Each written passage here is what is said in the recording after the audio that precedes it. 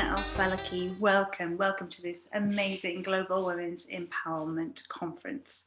What am I talking about today? I'm talking about light. And if any of you saw my little promotional interactive hi video and I was asked to say a little bit about me, I said that, well, I am light and we all are light and we all should be light. So I want to explain a little bit more about that and what I mean, because by the end of this presentation, I want you to be feeling like you are all truly glowing and to understand exactly what that means and what that feels like. So let's get started. I might as well give you a few slides and give you a little bit of an idea about some things. So I want you to be the light that you want others to see. And we're going to talk about what that means and take you through a journey of consciousness. Okay, so what exactly do I mean by that? Now, when we talk about light and we talk about who we are as people, I want you to grasp the concept, if you haven't already, that everything is energy.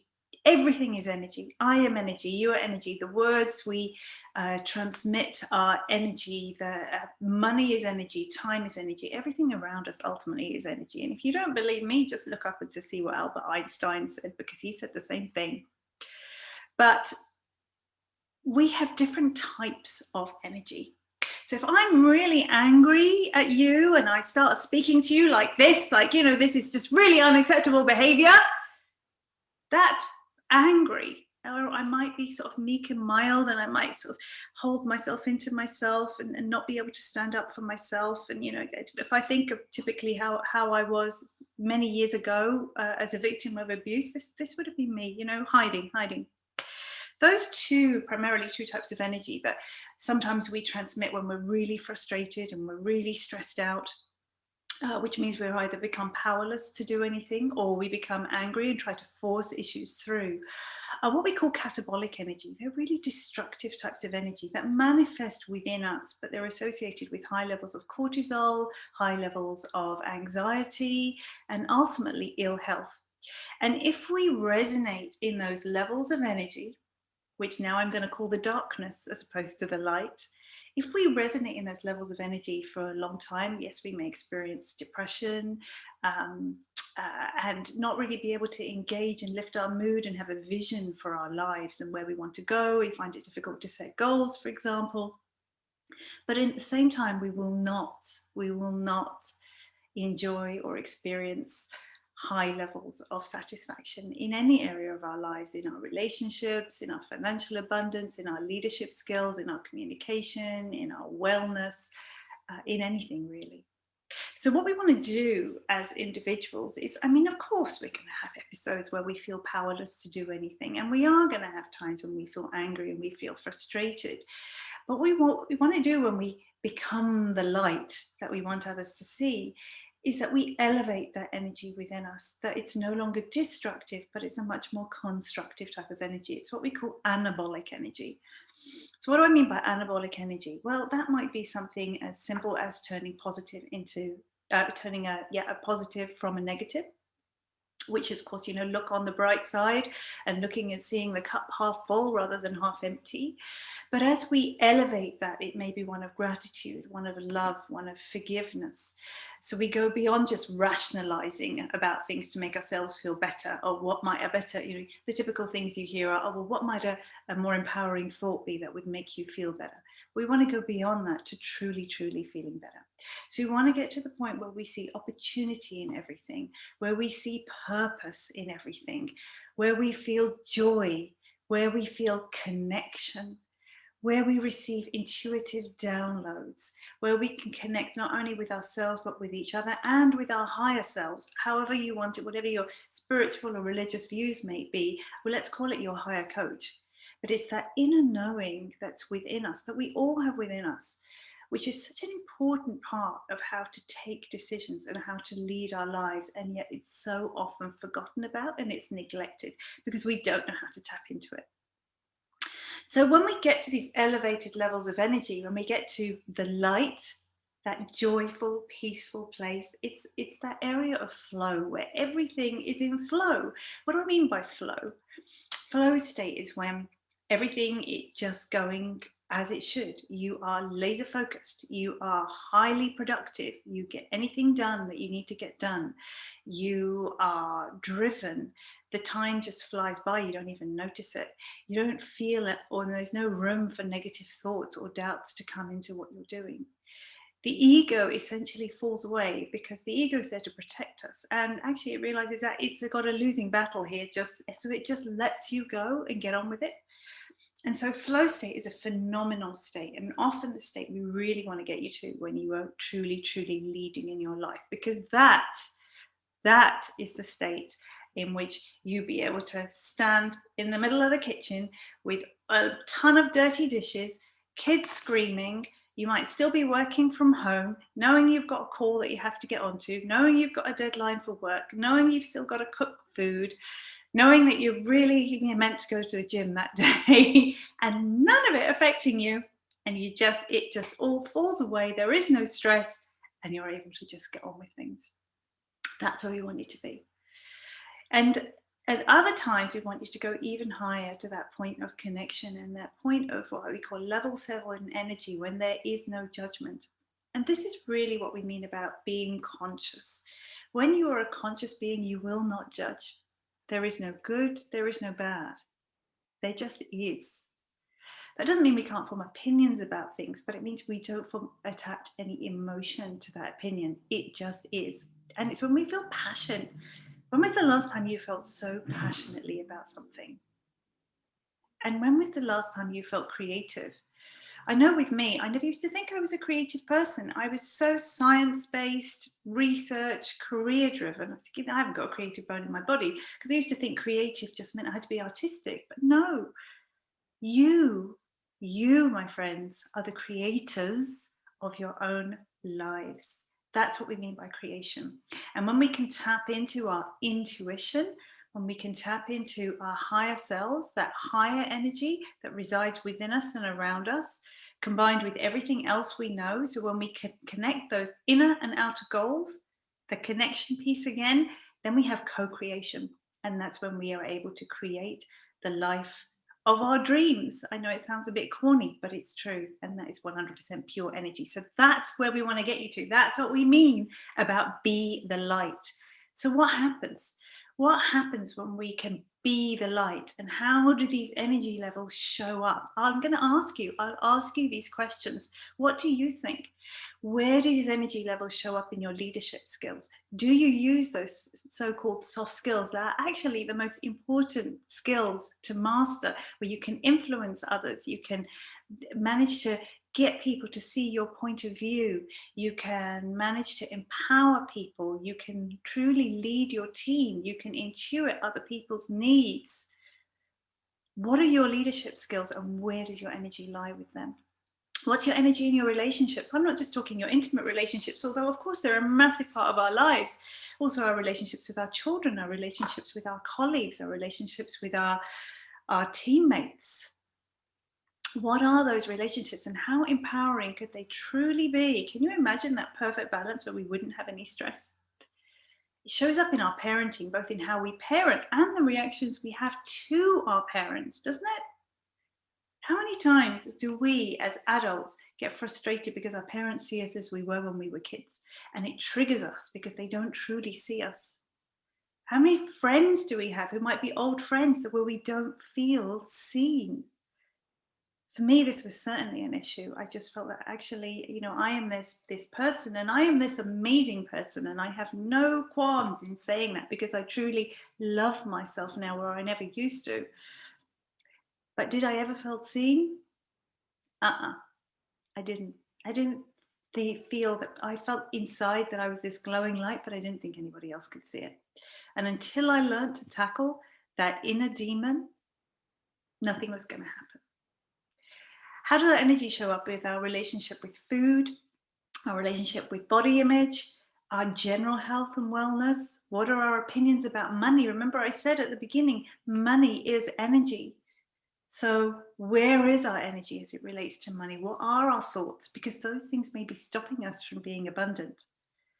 Time is the biggest factor. I think this is one of the biggest things for women, and the phrase I hear most often, yeah, I'll get around to it when I get time, or I don't have time for that.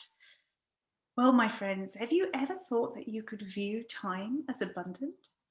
That you could change your language and your energy around how you perceive time so that suddenly you co create an enormous amount of time? Yes, there might be a huge to do list, but when you're in flow state, believe me, it happens. And when it doesn't happen, it doesn't stress you out.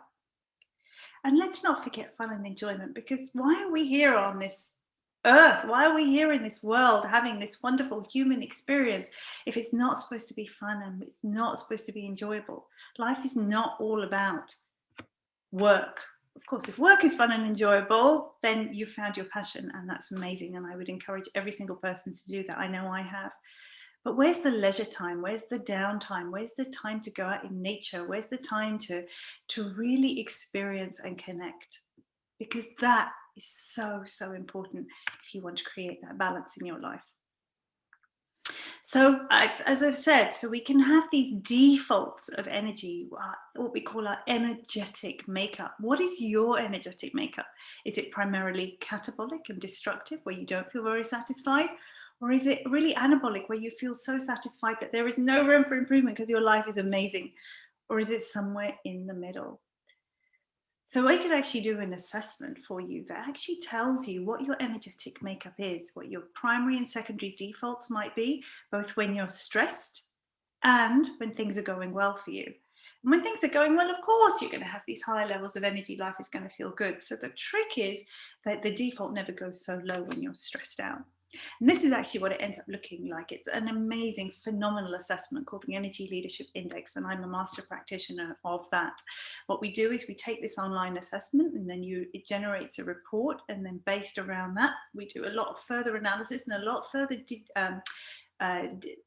debriefing. It takes a couple of hours actually, in order to really, really tease out where these energy levels lie and what your opportunities are for growth and for mastering yourself, your light, your leadership. This happens to be my energetic profile. So you see the bottom line, you've got all those blue lines which tell me, well, what my defaults are for stress. For me, my biggest default when I'm stressed out is 2. Now that doesn't mean to say I'm an angry person. I'm not. But what happens is that I get frustrated. I get frustrated, and this is the point where I take over and I do things on my own, and ultimately I burn out, which of course is what's happened in my life in the past. And I have a need for control, and again, that's to do with issues in my past, having been abused. But look at the top profile. This is my energetic profile. You can see lots and lots of blue lines, but lots in levels 5, 6, 7, 4, 3. And if I just tell you roughly based around that, and if I looked at anybody's energetic profile, I'd be able to give you at least a very rough idea before even looking in the detailed report. But that is basically typically someone who can always turn a positive out of a negative, sees purpose in life, sees opportunity, and then around that triggers into a place of flow, connection, peace, and joy. And I go from very rational thinking, I'm a very thought-based person, into being able to tap into my emotions. And have a huge sense of gratitude at the same time, and become very passionate. So I elevate those levels. The number at the bottom, notice at the bottom it says my ARL, my average resonating level, is 3.63. So again, we have studies that confirm if your ARL, what we call your E factor, is higher than the value of 3.3, then you are much more likely to enjoy success and satisfaction in up to 14 different areas of your life, including your relationships, your intimate relationships, your career success, your financial success, your well-being, your leadership skills, just to name a few of them. And the numbers don't, when I say that, so I'm 3.6 and I'm telling you need to be above 3.3, it never goes up to 7 because of the way that the averages work. So typically people will be somewhere between 2.5 and 4, maybe 4.5.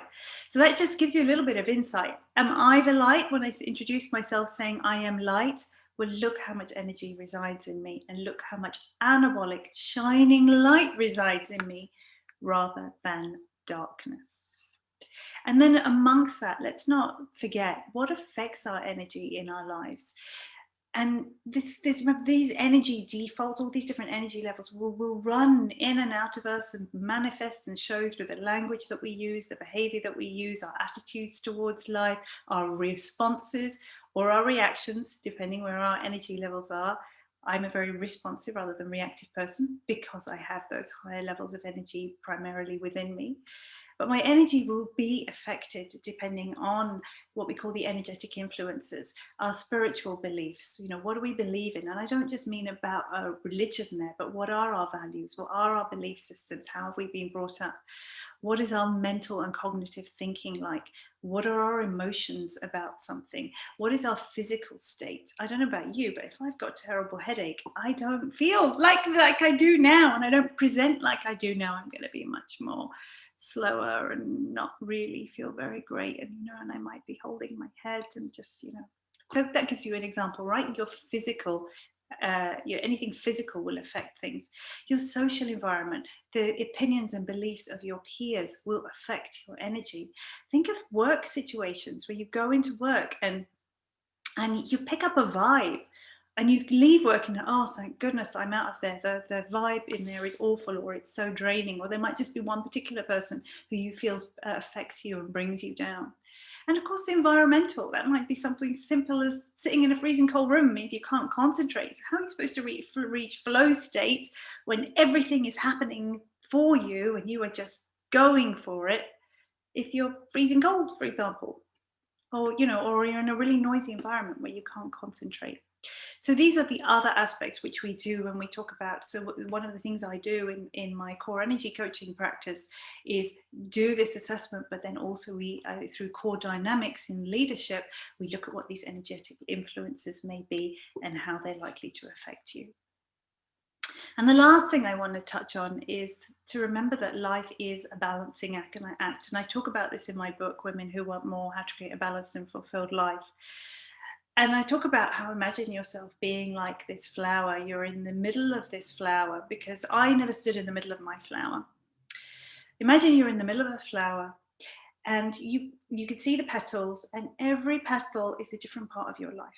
Your fun and enjoyment, your career, your work life, your relationships, your health, your spiritual development, personal development. If you step out onto that petal, I encourage you to do so. I really do, because what fun would it be if we were just stood in the middle facing the same direction all the time? Look around. Look around, look at the other petals, look at the different aspects of your life, step out into them. The balancing act, though, is in not stepping out too far. Because if you go out too far, what happens? You have a stalk, and that stalk, when there's too much weight on one aspect, will start to bend. What goes through the stalk? Water to keep that flower alive, or energy to keep you alive. You keep bending and bending because you are so far out on the extreme end of that petal, eventually it's going to snap. And that's what happened to me when I ended up too exhausted to be able to do anything, and I completely burnt out. Probably about 3 times in my life, actually, until I finally learned my lesson, which is why I focus so much in the work I do on work-life balance as part of that leadership, because it is truly, truly essential. And a balancing act doesn't mean everything has to be the same. It doesn't mean it has to be 50-50. It could be 70-30. And there will be times when your focus is more on work, or is more on fun and enjoyment, or is more on money, or is more on your relationships, or is more on your own personal development. But it really is about a balancing act. And I would invite you and urge you and encourage you to take a look around on that beautiful flower of our life and truly be the light that you want others to see. So I think that's my time up. If any of you would like to know more, please do reach out to me on my website, lightchangescoaching.com. or look me up on LinkedIn and connect with me there. There's lots of information about taking the Energy Leadership Index assessment and finding out what your energetic makeup might be and what your energetic influences might be through core dynamics and leadership training. And I would be delighted to have a conversation with you.